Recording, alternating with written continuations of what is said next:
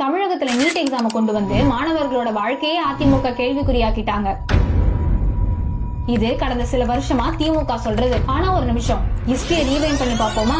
2010 வருஷம் மத்தியில காங்கிரஸ் ஆட்சி, கூடவே கூட்டணியில திமுக. அப்போதைய சுகாதாரத்துறை இணையமைச்சர் யாரு? திமுகவை சேர்ந்த காந்தி செல்வன். நீட்ன்ற விதைக்கு முதல்ல கையெழுத்து போட்டு உரம் போட்டதே நீங்க தான். இப்ப மரம் சரியில்லை காய் சரியில்லைன்னு கதை விட்டா எப்படி?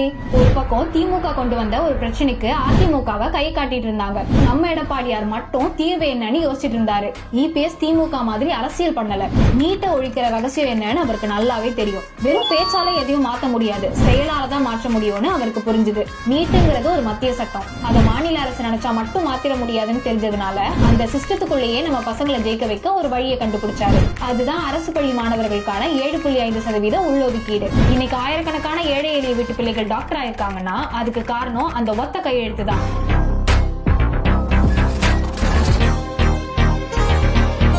நீட்டுக்கு கையெழுத்து போட்டது திமுக. அந்த நீட் காலத்திலேயே அரசு பள்ளி மாணவர்களுக்கு சீட்டு போட்டு கொடுத்தது அதிமுக தான். ரொம்ப நாளைக்கு நீட் அரசியல் எடுபடாதுன்னு ஸ்டாலின் 2026 எலெக்ஷன்ல நல்லா புரிஞ்சுப்பாரு.